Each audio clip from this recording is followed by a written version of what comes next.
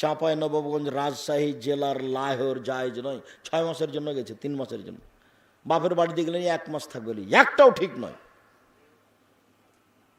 যেমনভাবে আমি বলেছি চাঁপাইনবাবগঞ্জ জেলার রাজশাহীর এতদা অঞ্চলের দিয়াড়ের বিবাহের শুরু থেকে শেষ পর্যন্ত একটা কাজও জায়েজ নয়, সবই হারাম।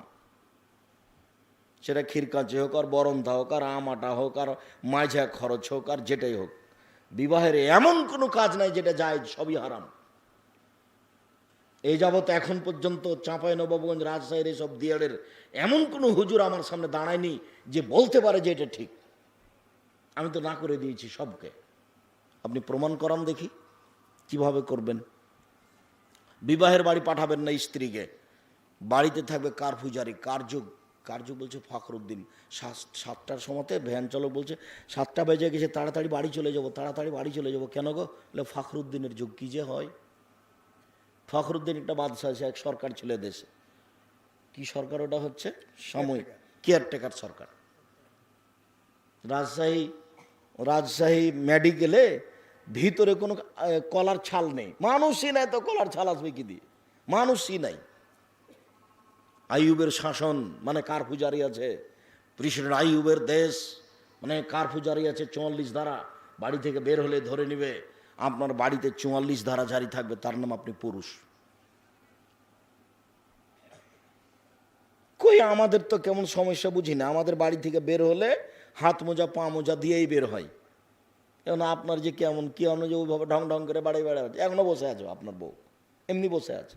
আর আপনি কাপুরুষ, পরিবারটা নষ্ট করেছেন আপনি, সংসারটা ধ্বংস করেছেন আপনি। সিদ্ধান্ত পরিবর্তন করে আমার দিনী ভাই। আবু হুরায়রা রাদিয়াল্লাহু তাআলা আনহু বলেন, রাসূল সাল্লাল্লাহু আলাইহি ওয়াসাল্লাম বলেছেন, আউয়াল মা ইউহাসাবু বিল আবদি ইয়াউমুল কিয়ামাহ সালাহ। বিচারের মাঠে মানুষের প্রথম বিচার হবে নামাজ, সালাত। ফাইন সালাহাত সালাহু সাইর আমালিহি। মানুষের যদি সালাত টিকে যায়, সব ইবাদত টিকে যাবে। আইন ফাসাদাত ফাসাদালাহু সাইর আমালিহি। যদি সালাত বাতিল হয়, নামাজ না থাকে, সব ইবাদত বাতিল বলে গণ্য হবে। তার মানে নামাজ এমন একটা ইবাদত যার উপরে নির্ভর করে অন্য অন্য ইবাদত। সালাত এমন একটি ইবাদত যার উপরে নির্ভর করে অন্য অন্য ইবাদত। সালাত আছে তো দান খায়রাত আছে, সালাত আছে তো হজ আছে, সালাত নেই তো কিছুই। মহান আল্লাহ বলেন, ফাসল্লি লিরাব্বিক, মুহাম্মদ আপনি আপনার প্রতিপালককে সন্তুষ্ট করার জন্য সালাত আদায় করুন। মহান আল্লাহ বলেন, হাফিজু আলাস সালাওয়াত ওয়াস সালাতিল উস্তা, তোমরা 5 ওয়াক্ত সালাত ঠিক ঠিক আদায় করো, বিশেষভাবে আসরের সালাত। সংক্ষিপ্ত বিবরণে আল্লাহ বললেন সালাত আদায় করতেই হবে যে কোনো মূল্যে। অজু করে সালাত আদায় করতে হয়, পানি নেই, তায়াম্মুম করে সালাত আদায় করতে হবে, মাটি নেই, বিনা অজুতে বিনা তায়াম্মুমে সালাত আদায় করতে হবে, করতেই হবে। কেবলার দিকে, কাবার দিকে, পশ্চিম দিকে মুখ করে নামাজ পড়তে হয়। কেবলা বোঝা যায় না, বিনা কেবলাতেই পড়তে হবে। দাঁড়িয়ে নামাজ পড়তে হয়, দাঁড়িয়ে থাকা যায় না, বসে থেকে পড়তে হবে। বসে থাকা যায় না, শুয়ে থেকে সালাত আদায় করতে হবে।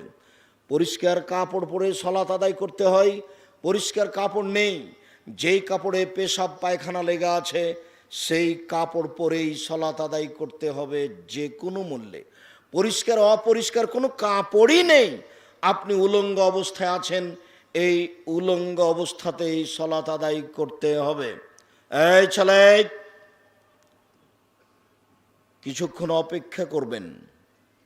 আমিও আলোচনার, যদিও লম্বা আলোচনা, তবু আমি শেষের দিকে আসছি। আপনি আপনার ব্যস্ততা আমাকে দেখাবেন না দয়া করে। 4-5 বছর থেকে ঝুলছেন শুধু খালি আমাকে এখানে নিয়ে আসার জন্য। 4-5 বছর থেকে ঝোলার পরে এসেছি, তবু আবার কখন আসবো, আসার যা গতি, যদিচ আমি দিয়াড়ের মানুষ, তবু এসব গতি এখন আর আমি গ্রহণ করতে পারি না।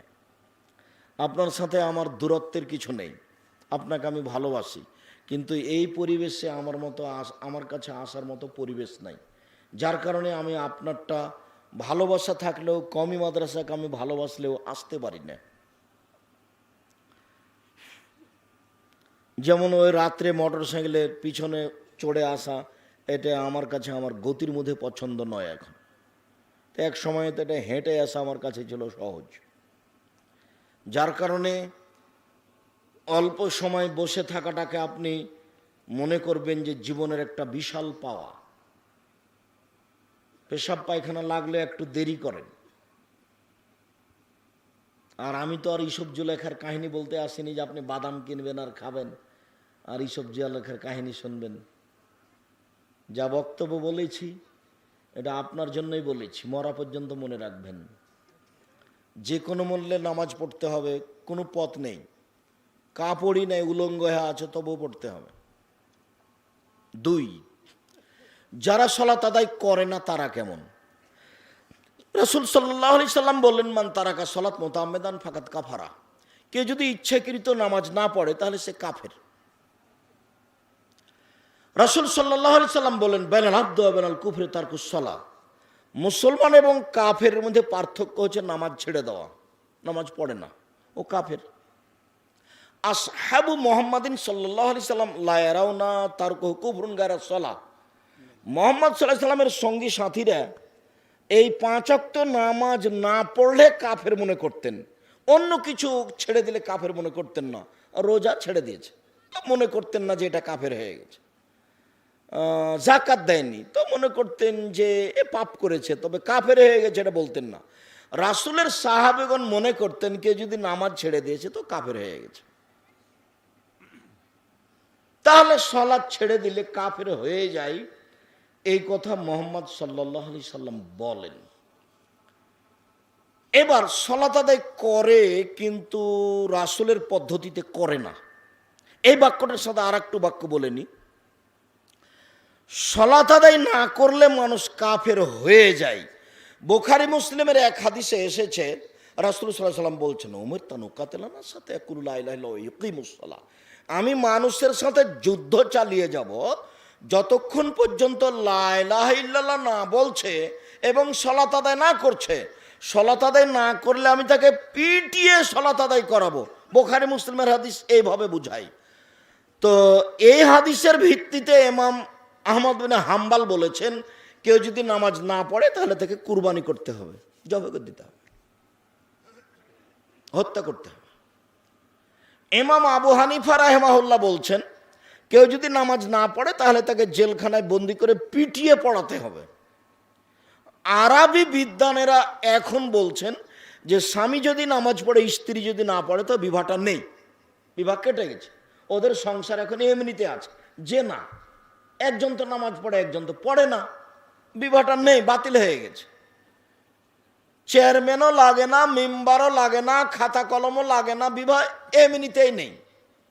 শুধু তাই বলছেন না, আরো বলছেন যে কোনো বেনামাজি মারা গেলে ওর কবর মুসলমানের কবরস্থানে হবে না, ওকে ফেলে দিতে হবে শ্মশান ঘাটে। হিন্দু মারা গেলে যেখানে ফেলে দেয় সেখানে দিতে হবে। এই কথাই কলমে লিখেছেন আরবি বিদ্বানেরা। তাহলে আপনি এখন বুঝেন আপনার নামাজের অবস্থা। এই ছেলাই, তুমি এসেছো এখানে নামাজ পড়ো, বলো আজ থেকে সালাত আদায় করবো ইনশাআল্লাহ। কথা ভালো করে শুনতে পাওনি মনে হয়। বাইরে গিয়ে চা খাচ্ছ নাকি? বাইরে ওখানে চায়ের ওখানে আড্ডা পিটছ? ওই সাহস কি করে আসলো?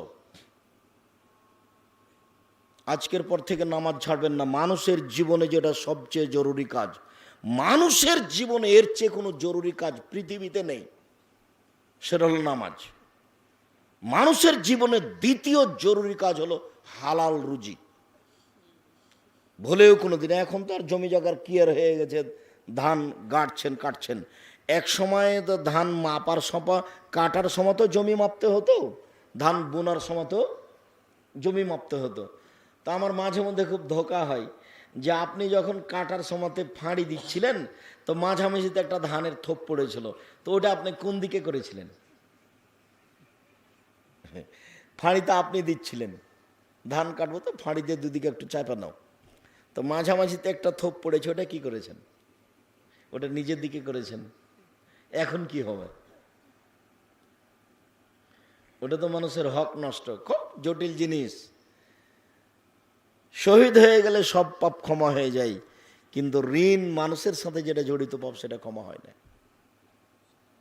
খুব কঠিন জিনিস। যার জন্য এখন যতদিন এরকম ঘটেছে, জমি জায়গা যদি কারো দখল করে থাকেন ছেড়ে দেন, দরকার নাই। ছেলে মেয়ে নিয়ে এইসব সম্পদ উপার্জন করে কালকে কেউ সাথ দেবে না, মরলে একেবারে বিশাল ব্যাপার, কেউ সাথ দেবে না। আপনি আপনার বাপের যতটুকু উপকার করছেন আপনার ছেলে ততটুকু উপকার করবে না, কেননা দিন যত যাবে পরিবেশ তত খারাপ হবে। সালাত আদায় করলো কিন্তু রাসূলের পদ্ধতিতে করলো না, তাহলে কি হবে? তাহলে ও জাহান্নামে যাবে। একাধিক সহিহ হাদিস। তার মূল দিকগুলো হচ্ছে রুকু সিজদা, এগুলো যদি ঠিক না হয় তাহলে নামাজ কবুল হবে না। শাকিক রাদিয়াল্লাহু তাআলা বলেন, রাআ হুযায়ফা রাদিয়াল্লাহু তাআলা রাজুলান, হুযায়ফা একজন লোককে নামাজ পড়তে দেখলেন, লাম ইতুম রুকু ওয়ালা সুজুদাহা, সে লোকটা রুকু এবং সিজদা ঠিক মতো করলো না। তখন হুযায়ফা রাদিয়াল্লাহু তাআলা বললেন, ইন্নাকা লাম তুসাল্লি, তুমি সালাত আদায় করনি। তারপরে বললেন, ও যদি এখন মারা যায় তাহলে মুসলমান অবস্থায় মারা যাবে না, নবীর পদ্ধতিতে তার মরণ হবে না, নামাজ পড়েছে তবু এ অবস্থা। তার মানে রাসূলের পদ্ধতিতে পড়তে হবে, জরুরি, রাসূল যেভাবে পড়েছেন। এবার আমার দিকে লক্ষ্য করেন, আমি কয়েক মিনিট সালাত আদায় দেখাই। এক, সালাত আদায় করতেই হবে। দুই, করে না যারা তারা কাফের। তিন, করে কিন্তু রাসূলের পদ্ধতিতে করে না, তখনও জাহান্নামে যাবে। চার, কিভাবে সালাত আদায় করতে হবে? আল্লাহু আকবার, ডান হাতের কবজি বাম হাতের কবজির উপরে রাখবেন। আল্লাহু আকবার বলার পূর্বে সুন্দর করে ওযু করে নিন। সুন্দর ওযু বুঝেন? মানে তিনবার করে হাত পা ধুইবেন, ধোয়ার জায়গাগুলি তিনবার পানি দেওয়া নয়, কবজি পর্যন্ত ধুইতে তিনবার পানি দিতে হবে, এই কথা আল্লাহর নবী বলেননি। কবজি পর্যন্ত ধুইতে গিয়ে যদি 10 বার পানি দিতে হয় দেন। সম্পূর্ণ যখন ভিজে গেছে তখন পানি দিয়ে ভিজাবেন, তার নাম দ্বিতীয়বার ধোয়া। আবার তাতে পানি দিয়ে ধুইবেন, তার নাম তৃতীয়বার ধোয়া। সুন্দর যদি ওযু করতে পারেন তাহলে আপনার সব পাপ ক্ষমা হয়ে যাবে। সুন্দর করে যদি আপনি ওযু করতে পারেন তাহলে আপনি হয়ে যাবেন সেই দিনের মতো যেদিন তার আপনার মা আপনাকে জন্ম দিয়েছে, নিষ্পাপ হয়ে যাবেন। সুন্দর করে যদি মানুষ ওযু করতে পারে তা আল্লাহ রাসূল বলছেন, ওয়াকানা মিন খাতিতি কায়ামিন ওয়ালাদাতহু উম্মুহু, লোকটা হয়ে যাবে সেই দিনের মতো যেদিন তার মা তাকে জন্ম দিয়েছে। আর একটু পূর্ণ হাদিসটা 2-3টা বাক্য বলি। আল্লাহ নবী বলছেন যে স্বপ্নে আমি আল্লাহকে দেখলাম যে আল্লাহ আমার কাঁধের এই ঘাড়ের পিছন দিকে হাত দিলেন। হাত দেওয়ার সাথে সাথে আমি বুকে ঠান্ডা অনুভব করলাম।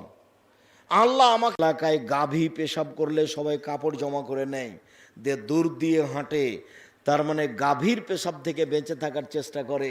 এইখানে এই এলাকায় বলেছিলাম যে গাভীর পেশাব, এক বালতি গাভীর পেশাবে কাপড় ভিজিয়ে নিয়ে সালাত আদায় করলেও কোনো সমস্যা নেই। এই কথা মাঝহাবিদের এমন লেগে গেল,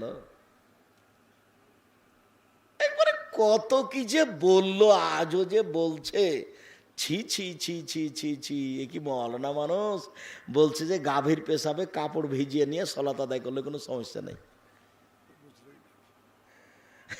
আমি আসলে মূলত এটা বলতে চাইনি। আমি বলতে চেয়েছি যে মানুষের পেশাব এত ভয়াবহ যে একটু ছিটে কাপড়ে লেগে গেলে আর সালাত হবে না, কবরে শাস্তি হবে। এটা ছিল আমার মূল কথা। কিন্তু আমি গাভীর পেশাব থেকে মানুষ বাঁচার চেষ্টা করছে, অথচ গাভীর পেশাব লেগে গেলে সালাত হবে। তো আমি ওটা জোর দিয়ে বলতে গিয়ে বলেছিলাম যে এক বালতি পেশাবে, গাভীর পেশাবে কাপড় ভিজালেও সালাতের কোনো সমস্যা নেই। আসলে ঘটনা আমি এটা বলতে চাইনি, আমি পরিস্থিতিতে বুঝাচ্ছিলাম। বলার সময়তে এই কথা যে তারা এইভাবে ধরে নিবে তা আমি কোনোদিন বুঝতে পারিনি। এখন যখন আমি সিলেট সুনামগঞ্জ কোর্টে উঠলাম, ওই যে 5,000 কোটি টাকা জরিমানা আমার ওপরে। কেন? আমি রবীন্দ্র ঠাকুরের অপমান করেছি, রবীন্দ্রনাথ ঠাকুরকে। কেন? আমি নজরুল ইসলামকে অপমান করেছি। তো আমার উপরে কিসের মামলা হয়েছে? মানহানির মামলা। মানহানি হয়েছে। কিভাবে? আমি বললাম যে ঠাকুর বলেছে ওমা তোমার আকাশ তোমার বাতাস। তখন ঠাকুর তো কালিমাকে বলছে, আপনি তো আর এটা জানেন না, আমার সোনার বাংলা আপনি তো দিনরাত বলছেন, কিন্তু আপনি তো জানেন না যে ঠাকুর কিভাবে বলেছে। ঠাকুর যতবার বলছে ওমা তোমার আকাশ তোমার বাতাস, ততবার ঠাকুর বলছে ও কালিমা তোমার আকাশ তোমার বাতাস। ওর ইতিহাস আপনি দেখেন, 25 লাইনের কবিতা, সববারই বলছে ঠাকুর ও ও কালিমা তোমার আকাশ তোমার বাতাস। তখন আমি বলেছি তোর বাপের আকাশ। তো এতে ঠাকুরের অপমান হয়েছে, তো আমি মানহানি করেছি ঠাকুরের। এবার কবি নজরুল ইসলাম বলছেন মসজিদের পাশে কবর দিও ভাই, তাহলে এই গুনাহগার কবরের শাস্তি হতে পাইবে রেহাই। তখন আমি বলেছি মসজিদের পাশে কেন, আপনার বাপের কবর কাবা ঘরের নিচে হলে হবে না, কর্ম অনুমতি বিচার হবে। তখন কবি নজরুল ইসলামের বাক্য ভুল হয়েছে। কবি নজরুল ইসলাম তো আর ধর্মকর্ম এভাবে তেমন বুঝেন না, ওনার পরিস্থিতিতে যেটা এসেছে সেটা বলে দিয়েছে। মসজিদের পাশে কবর দিলে আজান শুনতে পাবে, কবরের শাস্তি হবে না, এ কথা তো মিথ্যা। আমি এ কথা যখন বলেছি তখন নজরুলের মানের হানি হয়েছে, তাই মামলা করেছে সুনামগঞ্জ কোর্টে যে উনি মানের হানি করেছেন, 5,000 কোটি টাকা জরিমানা। এখন 5,000 কোটি টাকা দিয়ে আমাকে আসতে হবে। সুনামগঞ্জে ছিল 1,000 কোটি টাকা, আর সিলেটে ছিল 5,000 কোটি টাকা। তো যখন আমি 5,000 কোটি টাকার মামলায় দাঁড়ালাম কাঠগড়াতে দ্বিতীয় দিন, প্রথম দিন আমাকে বললেন আপনি কি আব্দুর রাজ্জাক সাহেব পিস টিভির আলোচক? জি। আচ্ছা ঠিক আছে। পরের দিন যখন উঠলাম তখন আমাকে বললেন আপনি তো পিস টিভির আলোচক? জি। না? জি। আপনার মামলা আমি খারিজ করে দিলাম, কোনো কথাই নাই। আর সুনামগঞ্জ কোর্টে যখন আমি দাঁড়ালাম তখন সুনামগঞ্জ কোর্টের জজ আমাকে বলছেন মামলা ছাড়াই আপনার সাথে আমার কয়েক মিনিট কথা আছে। জজ তখন আমার সামনে কথা বলতে লাগলো, আমাকে উকিল বলে রেখেছেন। শোনেন, চিরদিন কিন্তু আপনি আমার নেতা, আজকে আমি উকিল বলছি আমি হচ্ছি আপনার নেতা, আমি কথা না বলা পর্যন্ত আপনি মুখ খুলবেন না। হাকিম মানে কি, জজ মানে কি, ওদের হুকুম ক্ষমতা অনেক বেশি, যেটা বলে দিবে সেটাই ফাইনাল, আপনি মুখ খুলবেন না, ও যাই বলুক। জজ গালি দেখ মন্দ দেখ কিছু বলুক, আপনি চুপ থাকবেন, খালি শুনবেন কি বলছে। তখন জজ আমাকে বলতে লাগলো যে আপনি বলেছেন এক বালতি গাভীর পেশাবে কাপড় ভিজিয়ে সলাত আদায় করলে কোনো সমস্যা নেই। আপনি বলেছেন মোহাম্মদ সাল্লাল্লাহু আলাইহি সাল্লাম তার স্ত্রীকে নিয়ে গোসল করছিলেন, তাদের পরনে কোনো কাপড় ছিল না। আমি কিন্তু বলেছি যে বিবরণে বোঝা যায় তাদের পরনে, উভয়ের পরনে কাপড় ছিল না। আমার ভাষাটা ছিল এরকম, বিবরণে বোঝা যায়। আব্দুল্লাহ জাহাঙ্গীর রাহিমাহুল্লাহ বলছেন যে স্বামী স্ত্রী ঘেরা জায়গায় উভয়ই উলঙ্গ অবস্থায় গোসল করতে পারে, ওর কথাটা স্পষ্ট আছে, কিন্তু ওইটা কারো চোখে পড়েনি। এইটা নিয়ে এমন লেগে গেল একবারে, একটার পর একটা 14 মিনিট জজ আমার সাথে কথা বললেন। তো আমার বক্তব্য নিয়ে কথা বললেন, তো বুঝলাম যে আমার বক্তব্য মুখস্থ আছে তার। তারপর বললেন যে আপনি যে এই কারণে এখানে এসেছেন আমার মনে হয় না, আমার মনে হয় অন্য কোনো কারণ আছে যার কারণে আপনি এই এতে কোর্টে কাঠগড়ায় উঠেছেন। তো আপনার আমি জামিন মঞ্জুর করলাম। এই উকিল, কেউ তার সাথে কথা বলবেন না, তাকে কেউ বিরক্ত করতে পারবেন না। ওনার ভিতরে মান সম্মান আছে আমার ব্যাপারে, এইটা বুঝলাম, কিন্তু তার কিছু কষ্ট আছে এসব কথাই। আসলে কথা সত্য, কিন্তু ও নিজেও মাঝাবি মানুষ। কথা সত্য হলে কি হবে, কিন্তু ও তো মাঝাবি, ও তো বুঝলো যে এগুলো সত্য নয়। ছি ছি ছি ছি, এটা কথা হলো নাকি? মোহাম্মদ সাল্লাল্লাহু আলাইহি সাল্লাম তার স্ত্রীকে নিয়ে উলঙ্গ অবস্থায় গোসল করছে, তার মানে এই কথা খুব খারাপ লেগেছে তার কাছে। অথচ সহিহ ইবনে হিব্বানের সহিহ হাদিস, ঘেরা গোসলখানা থাকলে সেটা পারিবারিক ব্যাপার, তাতে অজুরও কোনো সমস্যা হয় না। আপনি অজু করার পরে খালি হয়ে আপনি গোসল করলেন, গোসলখানায় গোসল ঘেরা আছে, তখন কোনো সমস্যা নেই, অজুও নষ্ট হবে না। তো যাই হোক, ঘটনাটা আমার মনে পড়লো যে আমি বক্তব্যটা এখানে দিয়েছিলাম। এই কথায় এখনো কত কঠিন হয়ে ঘুরে বেড়াচ্ছে, অথচ আমি এটা বলতে চাইনি যে এক বালতি গরুর পেশাবে কাপড় ভিজিয়ে সলাৎ চলবে। মূলত এটা কথা ছিল না, মূলত কথা ছিল চাঁপাইনবাবগঞ্জের মহিলারা, আমাদের দেশের মহিলারা বাড়ির পিছন দিকে গিয়ে সমতল জমিতে পেশাব করতে বসে। পেশাব যে ছিটে এসে কাপড়ে লাগছে, গায়ে লাগছে, এটার কি হবে? এটা খুব ভয়াবহ। এটা ছিল মূল কথা। তো পেশাব পায়খানা শেষে পানি দিয়ে পবিত্রতা অর্জন করুন। সবার বাড়িতে পায়খানা থাকতে হবে, ইট দিয়ে হোক আর চট ছালা দিয়ে হোক, যেটাই হোক না কেন। সেদিন যেটা বলে গেছি আজকে বলছি, আপনার বাড়িতে আপনি 24 ঘন্টার মধ্যে বাড়িতে টয়লেট পায়খানা বানাবেন। আপনাকে বলছি, এই চলাই, তোমাকে বলছি, তোমার মা যেন আর কোনো দিন গুড়হাতে গিয়ে পেশাব পায়খানা না করে, বাড়ির পিছনে গিয়ে এরকম ফাঁকা জায়গায় সমতল জমিতে যেন পেশাব না করে। তুমি তোমার মায়ের জন্য পেশাব করার একটা জায়গা ঠিক করে দিবা। তোমার মায়ের মান সম্মান রক্ষা করার চেষ্টা তুমি করো, তোমাকেই করতে হবে। তোমার বাপ বুঝেনি, তুমি বুঝো। আর মোহর তোমার বাপ দেয়নি, তুমি দিয়ে দিবা। তোমার মায়ের যে মোহর বাঁধা আছে, চাঁপাইনবাবগঞ্জে মোহর মানে কিছুই না। মরার সময় তো বলছো তোর স্বামীর কাছে মাপলে, তোর স্বামীর কাছে মাপলে, মোহরটি মাপলে, যে আমাকে মাফ করতে, কি যে বলছে আল্লাহ ভালো জানে। মোহর মাপ নিতে হবে, মোহর নেকি দিয়ে বুঝিয়ে দিতে হবে বিচারের মাঠে, মোহর দিতেই হবে। আগামীকাল সন্ধ্যা হতে হতে মোহর দিয়ে দিবেন না। যদি টাকা না থাকে তাহলে 10 শতক 20 শতক 1 বিঘে জমি লিখে দিবেন। 1 সপ্তাহ সময় থাকলো, বৃহস্পতিবার পর্যন্ত, বৃহস্পতিবার পর্যন্ত সময় মোহর দিয়ে দিবেন, জরুরি দিতেই হবে। চাঁপাইনবাবগঞ্জের ভাষাতে আপনি দেবেন, আপনার বাপকে দিতে হবে, দিতেই হবে।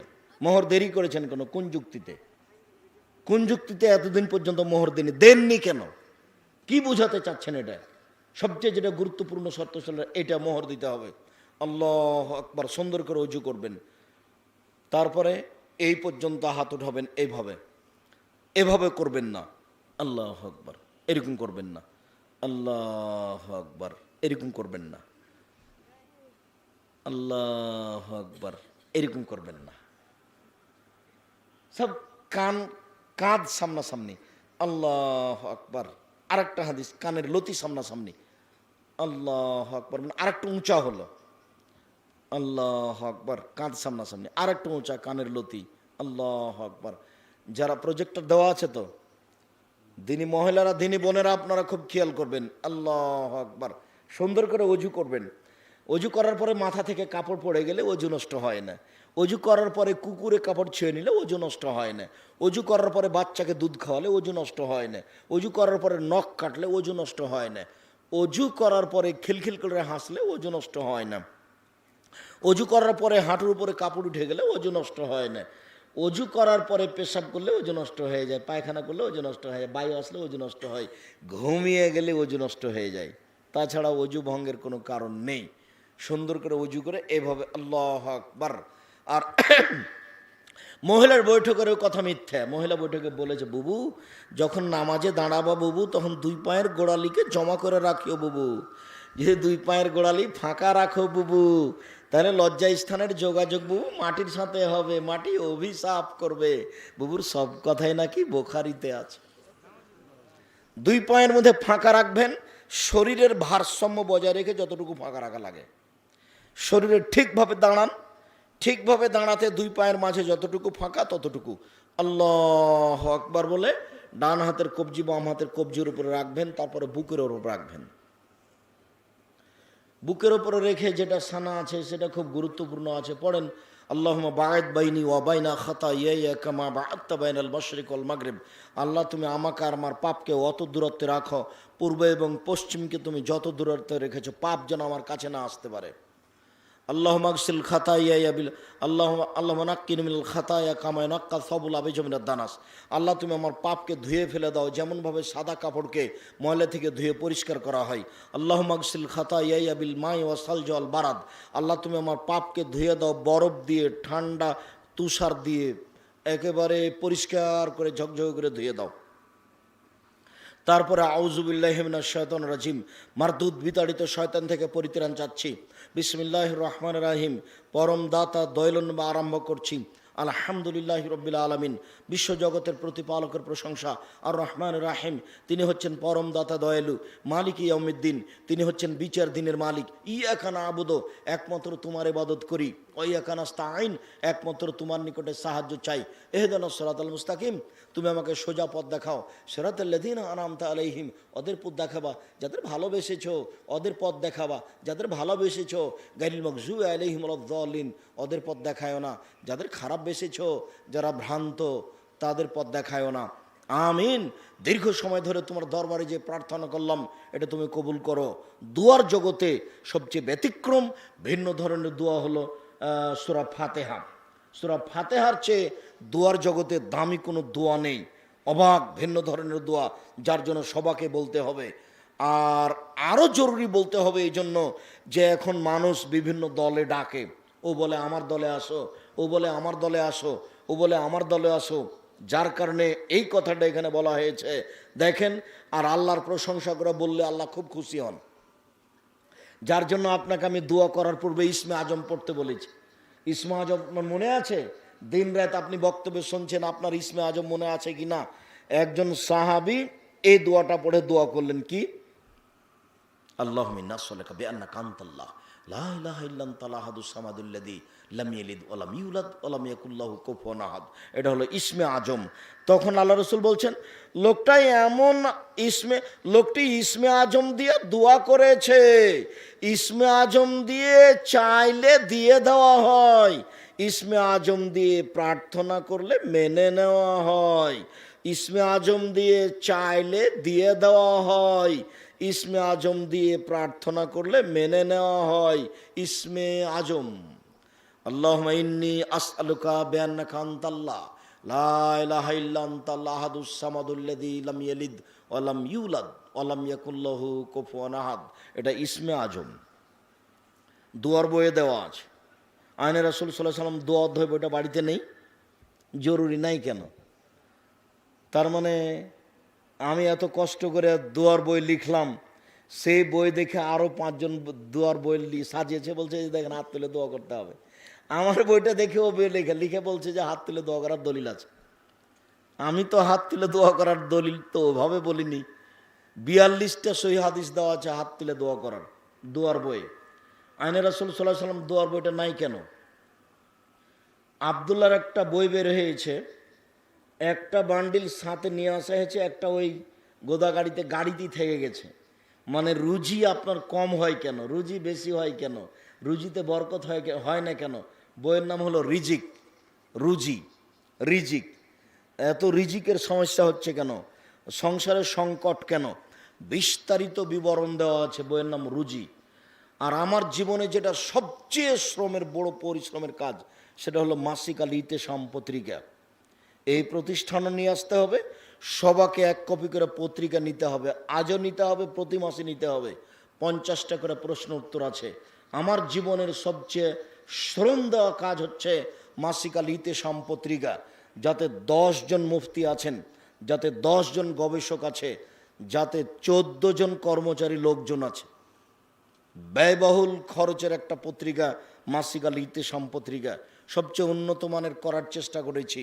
ইবাদতের জগতে সবচেয়ে দামি ইবাদত হলো সূরা ফাতিহা। আল্লাহর প্রশংসা করে দোয়া করলে আল্লাহ খুব কবুল করেন। দেখেন প্রশংসা, সমস্ত প্রশংসা তোমার, বিচার দিনের মালিক, পরমদাতা দয়ালু তুমি, বিচার দিনের মালিক তুমি, একমাত্র তোমারই ইবাদত করি, একমাত্র তোমার কাছে সাহায্য চাই। তুমি আমার একটা কথা শোনো, তুমি আমার একটা কথা শোনো, ইহদিনাস সিরাতাল মুস্তাকিম, তুমি আমাকে সোজা পথ দেখাও। ওরা বলছে এই দল করো, ওরা বলছে এই দল করো। আবুল আলা মওদুদি রাহিমাহুল্লাহ বলেন, তোমরা রাজপথে আসো, আমি কোন পথে যাই, আমাকে সোজা পথ দেখাও। এই হলো সূরা ফাতিহা। তারপর অন্য একটা সূরা, তারপর আপনি রুকুতে যাবেন। এক খেলে আমার দিকে চেয়ে থাকেন 2 মিনিট। রুকুতে যাওয়ার সময় হাতটা এই পর্যন্ত উঠাবেন, তারপর রুকুতে গিয়ে আঙ্গুল খুলে খুলে হাঁটুকে একবারে চেপে ধরে থাকবেন, পিঠের হাড়টা লম্বা হয়ে থাকবে, উঁচুও হবে না নিচুও হবে না। কোমর থেকে সামনের ওজন হাতের উপরে থাকবে। সুবহান রব্বিল আজিম বলবেন। আরও দোয়া আছে, একবারে সোজা করে রাখবেন পিঠে, রডের মতো করে আঙ্গুল খুলে খুলে রাখবেন। মাথাটা এভাবে রাখবেন না, মাথাটা এভাবে নিচু করবেন না। একাধিক সহিহ হাদিস। তারপরে উঠলেন, সামি আল্লাহু লিমান হামিদা রাব্বানা লাকাল হামদ হামদান কাসিরান তাইয়িবান মুবারাকান ফি। দাঁড়িয়ে থেকে যাবেন, দোয়া পড়বেন হাত ছেড়ে দিয়ে, হাত আর বুকে বাঁধবেন না, দাঁড়িয়ে থেকে যাবেন। এরপরে সিজদায় চলেন। 7 হাড়ের উপরে সিজদা করতে বলা হয়েছে। নাক কপাল 1, 2 হাত 3, 2 হাঁটু 5, 2 পায়ের বৃদ্ধাঙ্গুল 7, আর পাটা এইভাবে জমা হয়ে থাকবে। আয়েশা রাদিয়াল্লাহু তাআলা আনহা বলেন, আমি একবার বিছানায় দেখছি আল্লাহ নবী নেই। তো কই আল্লাহ নবী, কই আল্লাহ নবী? আমি অন্ধকার ঘরে হাত দিয়ে খুঁজছি, খুঁজতে খুঁজতে দেখলাম যে আমার হাতের তলায়, হাতের এই তালুটা রাসূলের 2 পায়ের পাতার উপরে গিয়ে পড়লো, পেটে গিয়ে পড়লো। পায়ের পেট হচ্ছে পায়ের যেটা মাটিতে ঠেকে না, সেটা হলো পায়ের পেট। তো রাসূলের পা দুটি এইভাবে খাড়ো হয়েছিল, আমার হাতটা গিয়ে 2 পায়ের পেটের উপরে পড়েছে। তার মানে সিজদার সময় পা দুটি জমা ধরে থাকবে, বৃদ্ধাঙ্গুল সহ গোড়ালি সহ এভাবে জমা থাকবে। আর মাথাটা 8-10 আঙ্গুল আগিয়ে রাখবেন, হাতকে এভাবে উঁচু রাখবেন যেন পেটের নিচ দিয়ে ছাগলের বাচ্চা পার হতে পারে। পুরুষ নারী একই হুকুম। বলবেন সুবহান রাব্বিয়াল আলা, উঠে আসেন, দোয়া পড়েন, আবার যান, দোয়া পড়েন। এ হলো 1 রেকাত। এভাবে আর 1 রেকাত। 2 রেকাতের যদি আত্তাহিয়াতুর বৈঠক হয় তাহলে বাম পায়ের পাতার উপরে বসবেন, ডান পা খাড়ো করে রাখবেন। যদি সালামের বৈঠক হয় তাহলে আমার দিকে দেখেন, আঙ্গুলগুলি জমা জমা করে হাঁটুর উপরে রাখবেন। আর ডান হাতের কনিষ্ঠ আঙ্গুল আগে 2টা আঙ্গুল জমা করবেন, কুঁড়ে আঙ্গুল এবং তার পরেরটা জমা করেন তো দেখি। এই ছেলে ঘুমাচ্ছ কেন? জমা করো, আগে 2টা জমা করো। আপনি দিনই বোন, আপনাকে বলছি। এই মেয়ে, এদিকে শোনো, এভাবে আঙ্গুল 2টা জমা করো। তারপর 3য় আঙ্গুলের নখের উপরে বৃদ্ধ আঙ্গুলের পেটটা রাখেন। তারপর হাঁটুর উপরে রেখে দেন। এই বৃদ্ধাঙ্গুলের পরের আঙ্গুলটা অবিরাম নড়বে। ইল্লাল্লাহর সময়তে একবার নড়াতে হবে এই কথা ঠিক নয়, মিথ্যা। অবিরাম নড়বে। যতবার নড়াচ্ছেন ততবার শয়তানকে আঘাত করছেন। আত্তাহিয়াত, দুরুদ, দুআয়ে মাসুরা। তারপরে আমার একটা পরামর্শ, বলেন তো সেটা কি? রব্বির হামহুমা কামা রাব্বায়ানি সাগীরা। কোনোদিন ভুলবেন না, হে আমার প্রতিপালক, তুমি আমার বাপ মাকে দেখো, বাল্য অবস্থা আমাকে যেভাবে দেখেছিল। সম্মানিত দিনী ভাই বোন, আরও দোয়া যেটা মুখস্থ আছে পড়বেন। এখন সব দোয়া পড়তে পারেন। তারপর আসসালামু আলাইকুম রহমতুল্লাহ, আসসালামু আলাইকুম রহমতুল্লাহ। এখন যা আছে তার জিকির, তাসবিহ তাহলিল, জিকির, আজকার। হাত তুলে দোয়া করা ব্যক্তিগত ব্যাপার, যখন ইচ্ছে তখন করবেন। জরুরি কথা, 1, যে কোনো মূল্যে 5 ওয়াক্ত সালাত আদায় করতে হবে। উপদেশ, নসিহত 4টে। জরুরি কথা, নসিহত 4টে। 1, 5 ওয়াক্ত সালাত আদায় করতে হবে। 2, হালাল রুজি খেতে হবে। 3, প্রত্যেক দিন কোরআন মাজিদ তেলাওয়াত করতে হবে, অন্তত সূরা ইখলাস। 4, 2 জন যেখানে বসে আছে সেখানে বসতে পাবেন না। এই ছেলে, তোমাকে বলছি, 2 জন যেখানে বসে আছে সেখানে বসতে পাবা না। কেন? ওখানে বদনাম হচ্ছে, বা একটু পরে বদনাম শুরু হবে। তুমি ওখানে বসিও না, বসে গল্পই করবে না। জরুরি প্রয়োজন ছাড়া বাড়ির বাইরেই যাবা না। আর আজকের জন্য আর একটা উপদেশ থাকলো 5, আজ থেকে আপনার বাড়িতে 44 ধারা জারি থাকবে 24 ঘন্টা। ছেলে মেয়ে কেউ বাইরে যেতে পাবে না। চোখ যেভাবে ঘুরে বউ সেভাবে চলে, তার নাম ক্ষমতা। চোখ যেভাবে ঘুরে বউ সেভাবে চলে, তার নাম ক্ষমতা। এই বাড়িতে আপনার কঠোরতা আজ থেকে চালু। 5টা উপদেশ, 5 নাম্বারটা আপনার জন্য থাকলো। স্বাভাবিকভাবে 4টে থাকে। 1, 5 ওয়াক্ত সালাত। 2, হালাল রুজি। 3, কোরআন তেলাওয়াত। 4, জরুরি প্রয়োজন ছাড়া কোথাও যাওয়া হবে না। 2 জন যেখানে বসে আছে সেখানে বসা হবে না। দোকানে বসে গল্প করা যাবে না, ওখানে ল্যাংটা মেয়ে নাচে আর এদিকে কথা চলে। 4, জরুরি প্রয়োজন আপনার বাড়ির উপরে 44 ধারা জারি থাকবে। এরপরে এটা দ্বীনি প্রতিষ্ঠান, কওমি মাদ্রাসা, আজকে বলে নয়, রমজান মাসে সবাই টাকা পয়সা জাকাত দিয়ে পাঠাবেন। আর প্রতি বছর যখন জালসা হবে তখন আপনি, আপনার ছেলে, আপনার মেয়ে, আপনার স্ত্রী সবাই টাকা পয়সা নিয়ে আসবেন। দানের ব্যতিক্রম জায়গা হলো এই কওমি মাদ্রাসা। এতটা অঞ্চলে, দিয়াড় অঞ্চলে কওমি মাদ্রাসা গড়ে উঠেছে। আপনাদেরকে দোয়া করতে হবে, সহযোগিতা করতে হবে। সকল দিনী ভাই বোনকে এই পর্যন্ত বলে আমাদের জামিয়া সালাফিয়ার জন্য দোয়া করার ব্যাপারে, আর রূপগঞ্জ, নারায়ণগঞ্জ, ঢাকায় 4-5 মার্চে সম্মেলন হবে, উপস্থিত হওয়ার অনুরোধ জানিয়ে স্টেজ থেকে বইগুলি সংগ্রহ করতে বলছি। বিশেষভাবে মাসিক আল ইতেসাম পত্রিকা, মাসিক আল ইতেসাম পত্রিকার দাম 20 টাকা, কেউ ছেড়ে যাবেন না। আর রিজিকের গায়ে কত টাকা লেখা আছে আমি জানি না, ওর দাম কত। হ্যাঁ, ওটা আবদুল্লাহর লেখা, 77 টাকা। ও আবদুল্লাহর লেখা, ওই বইটার দাম 77 টাকা। এবারে ভিন্ন ধরনের বই। আর দোয়ার বইটা সংগ্রহ করবেন। এই কয়েকটা বইয়ের আদর্শ পুরুষ আছে, আমি একজন আদর্শ পুরুষ কিভাবে হতে পারি। আর আমার দিনী বোনদেরকে দুয়ার বইটা এবং মাসিক লাইতে সম্পত্রিকার সকল দিনী ভাই বোনকে প্রতিষ্ঠানের প্রতি ভালোবাসা দেখিয়ে দানের অনুরোধ জানিয়ে, যার যত, যদি পেশাব পায়খানা না লেগে থাকে জুতা পরে সালাত আদায় করতে পারবেন। আর একটি জিজ্ঞাসা, যদি স্ত্রীর গায়ে হাত লাগাই অথবা স্ত্রীকে চুমা দিতে গিয়ে লিঙ্গ থেকে তরল পদার্থ বের হয় তাহলে কি গোসল ফরজ হবে? জি না, তখন অজু করতে হবে। তরল পদার্থ আসলে অজু করতে হবে, পুরুষ নারী উভয়কেই। রিজিক ৭০ টাকা। যেটার গায়ে যেটা লেখা আছে সম্ভবপর সহযোগিতা করবেন এই মাদ্রাসায়। পড়ে পাওয়া টাকা নিবে, না হয় দান করে দিবে। আপনি 1996 সালে ঢাকা গিয়েছিলেন। এক বিতর্কিত বৈঠকে সভাপতি ছিলেন আবু তাহের বর্ধমানী। আবু তাহের বর্ধমানী কেন বলেছিলেন গোল আলু খেতে হবে, এর দলিল কোথায়? আবু তাহের বর্ধমানী সভাপতি হিসাবে বললেন যে সব জায়গাতে হাত তুলে দোয়া করার প্রমাণ থাকতে হবে, তো নামাজের পরে সবাই মিলে হাত তুলে দোয়ার প্রমাণ দেখান। তখন উনি বললেন যে গোল আলু খেতে হবে, তার প্রমাণ দেখান। তখন আব্দুল সাত্তার 30 আলী সাহেব বললেন ভাত খেতে হবে, তার দলিল দেন তাহলে। তখন উনি বলেছিলেন চুপ থাক বেয়াদব। আমার মনে হচ্ছিল যে হয়তো আবু তাহের বর্ধমানী বয়সে বড়। আপনি মুফতি কাজী ইব্রাহিমকে কেন দেখতে পারেন না? মুফতি কাজী ইব্রাহিমকে তো আমি দাওয়াত দিই, দেখতে পারি না মানে এটা আবার কোন কথা? কাজী সাহেবের ফতোয়ার সাথে আমাদের ফতোয়ার মিল নাই, এটা ভিন্ন কথা।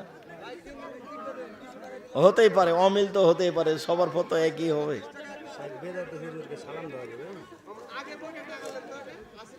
হযরত মুহাম্মদ সাল্লাল্লাহু আলাইহি ওয়াসাল্লাম থেকে কিয়ামত পর্যন্ত এই পৃথিবীতে মুসলিম থাকবে কত বছর? তাগুত মানে কি বুঝিয়ে বলবেন? তাগুত মানে শয়তান, তাগুত মানে মূর্তি, তাগুত মানে কোরআন হাদিস বিরোধী শাসক। আপনারা যে আহলে হাদিস দাবি করেন তো ভাস্কর্য সম্পর্কে আপনাদের আন্দোলন কই? আন্দোলন আমি ফের কবে করি? ভাস্কর্য না জায়েজ, ও তো আমি চিরদিন বলেছি। বক্তব্য তো কঠোরভাবে আছে, তুমি ঘুরছে দেখছো। তুমি আমার মতো একটা বক্তব্য দিয়েছো নাকি সেটা দেখো বেটা, বা তোমার হুজুর দিয়েছে নাকি? আমার বক্তব্য তো আছে 24 ঘন্টায় মূর্তি ভেঙে দিতে হবে। তুমি এই বোকামি কথা আমাকে দেখায় না। মূর্তি ভেঙে দেওয়ার বক্তব্য আমার চেয়ে এদেশের মাটিতে কারো কঠিন আছে নাকি সেটা দেখো। সারা বিশ্বে একই দিনে সম ও ঈদ করা যাবে কি? জি না, তা কি আর হয়? কত ঘন্টা আগে পিছে সূর্য ডুবে উঠে, একদিনে হবে না। যারা করছে ভুল করছে। রাষ্ট্রীয় শিরককে শিরক মনে করবে তারা কি? শিরক মনে করবে না তারা কি? তারা মুশরিক। যে আল্লাহ সালাত, সম, হজ, যাকাত ফরজ করেছেন, সে আল্লাহ জেহাদও ফরজ করেছেন। হ্যাঁ, জেহাদ তো বুখারীর হাদিস, কোরআন মাজিদের আয়াত। তোমার জেহাদ নয়, তোমার তো মাথাতে গোবর ঢুকে আছে। তুমি তো রাতের অন্ধকারে মানুষকে মারতে চাও, সেটা তোমার জেহাদ। তোমার নেতাকে তো 12 বছর পড়াতে চেয়েছি, তোমার নেতা নিয়ে আসো আগে। লাইলাতুল কাদর একটা না দুইটা? আর লাইলাতুল কাদর একটাই হলে সারা বিশ্বে সম ঈদ হবে একই দিনে। তুমি কি আল্লাহর ক্ষমতাকে নিজের মতো মনে করলে? তুমি মনে বুঝলে যে আমি যে বুঝলাম যে আজকে রাত আর আজকে দিন, তার নাম রাত দিন? মাথাতে কিচ্ছু নাই। আল্লাহর ক্ষমতাকে নিজের মতো বুঝলে হবে? এই ছেলে, আল্লাহ যে সপ্তম আকাশ থেকে নিচে নেমে আসেন, তো আল্লাহ তো সবচেয়ে বড়, তো নেমে আসেন কিভাবে বলো দেখি? তুমি যে বললে যে আমাদের যেদিন লাইলাতুল কাদর সেদিন সারা পৃথিবীতে লাইলাতুল কাদর, তাই তুমি একদিনে সিয়াম পালন করা দেখাচ্ছ। তোমার হুজুরেরও বুদ্ধি কম, তোমারও কম। রুকু পেলে রাকাত হবে কি? জি, রুকুই রাকাত। আসসালামু আলাইকুম। আমরা জানি জানাজার সালাত 4 তাকবীরে হয়, কিন্তু ইমাম ভুলে 4 নম্বর তাকবীর না দিয়ে সালাম দিয়ে দেওয়া হলে উক্ত সালাত হবে কি? জি, হবে। কোনো সংশোধনের প্রয়োজন নাই। দেখো আর একটা আছে নাকি? 25 টাকা হলে 20 টাকায় দিয়ে দাও। ওটা যখন ওরা গ্রাহকের কাছে দেয় তখন দেয়। কিছু মসজিদে জোহর, আসর ও ফজরের সালাত আওয়াল ওয়াক্তে আদায় করা হয় না। তাহলে কি আমি আজানের আগে বাড়িতে একাকি পড়ে নিব? পড়েন, সময় হলে পড়তে হবে। বিশেষভাবে আসরের সালাত আর ফজরের সালাত অনেকেই খুব দেরি করে পড়ছে, তখন আপনি আসর আর ফজর বাড়িতে পড়ে নেবেন। কোনো ইমাম যদি বলেন যে ব্যাংক থেকে সুদের উপর টাকা তোলা যাবে, তাহলে কি উক্ত ইমামের পিছনে সালাত হবে? আপনাদের হবে, ওর হবে না। ওই ইমামের ওর নামাজ হবে না, আপনাদের হবে। একজন চিত্রনায়ক বা নায়িকা উক্ত কাজের দ্বারা উপার্জিত টাকা দিয়ে হজ করলে হজ হবে কি? হবে না। অবৈধ টাকা আল্লাহর দরবারে কবুল হয় না। বাথরুম গান বাজনা করে যে টাকা উপার্জন করেছে, বাথরুম আর পায়খানা একসাথে হলে সেখানে অজু করা যাবে কি? যাবে। যতক্ষণ পেশাব পায়খানায় বসে আছে ততক্ষণ কোনো দোয়া জিকির চলবে না। আল্লাহুম্মা ইন্নী আউযু বিকা মিনাল খুবুসি ওয়াল খাবাইস বলে বসেছে, এবার পানি খরচ করে গোফরানাকা বলে উঠে গেল, এখন ওখানে বিসমিল্লাহ বলে ওযু করতে পারবে, কোনো সমস্যা নেই। ইমাম সালাম ফেরার সাথে সাথে মুক্তাদি সালাম ফিরবে না, ইমাম সালাম শেষ করবে পরে। ইমাম শেষ করবে তারপরে। ডান দিক যখন শেষ করবে তখন মুক্তাদি শুরু করবে।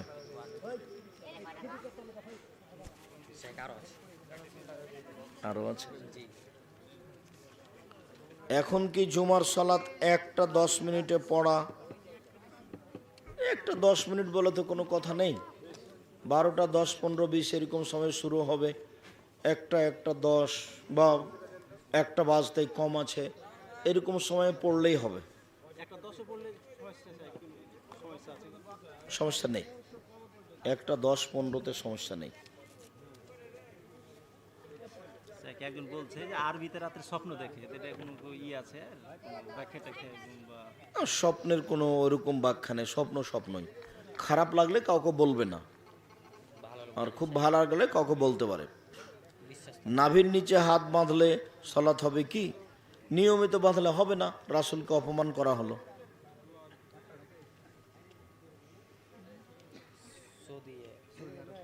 সৌদি আরবের সাথে সিয়াম এবং ঈদ চলবে না। কোন রুমে যদি ছবি থাকে তাহলে সেই স্থানে সালাত হবে না। ফজরের সালাতের সুন্নতের পরে দাখিলা সালাত আদায় করা যাবে? জি না। যে সালাতের পূর্বে সুন্নাত আছে সেই সালাতের পূর্বে দাখিলা সালাত আদায় করতে হবে না। আমার বৈধ রুজি সম্পর্কে, বৈধ রুজি বলতে যেমন তামাকের ব্যবসায় লিপ্ত মানুষ, তামাক নেশাজাত দ্রব্য, তামাকের ব্যবসা অবৈধ, লোকের জমি দখল করে আছে সেটা উপার্জন অবৈধ, ব্ল্যাক করে খাচ্ছে সেটা উপার্জন অবৈধ, ফাঁকি দিয়ে উপার্জন করছে সেটা উপার্জন অবৈধ, সুদ খায় সেটা উপার্জন অবৈধ, ঘুষ দেয় সেটা উপার্জন অবৈধ, সুদ দিয়ে ঘুষ দিয়ে চাকরি নেয় সেটা উপার্জন অবৈধ। শুক্রিয়া, জাযাকুমুল্লাহ খায়ের। মাসিক আল ইতিসাম পত্রিকা সবাই রাখবেন, 20 টাকা বড় কথা নয়, এখন রেখে সব সময় যোগাযোগ রাখবেন পত্রিকার সাথে। 12 মাস নেওয়ার চেষ্টা করবেন, প্রতি মাসে 50 টাকার প্রশ্ন উত্তর দেওয়া হয়। দাদু সম্পর্কে আমাদের দেশে যেটা সেটাই ঠিক আছে, দাদু মানে দাদুই, ওটা আরবি আল জাদ্দ, তার সাথে ওইভাবে মজাক করা যাবে না। তবে দাদুকে ভাই বলতে পারে, কেননা দাদু ভাইয়ের স্থানে ব্যবহার হয়েছে। সম্মানে দাদা হলো বাপের স্থানে, দাদু ভাই, দাদু আর ভাইয়ে তেমন পার্থক্য নেই। আমাদের দেশে দাদাকে ভাই বলা যাবে না, পোতাকে ভাই বলে ডাকা যাবে না, এসব হিসাব বাতিল, বলা যাবে। তবে পুতিনকে যেভাবে মজাক করে এভাবে মজাক করা হবে না। পুতিন হচ্ছে মেয়ের স্থানে, দাদা হচ্ছে বাপের স্থানে, সম্মান দিতে হবে, মূল্যায়ন করে কথা বলতে হবে। শুক্রিয়া। আল্লাহ তুমি আমাদের এই প্রতিষ্ঠানকে কবুল করো।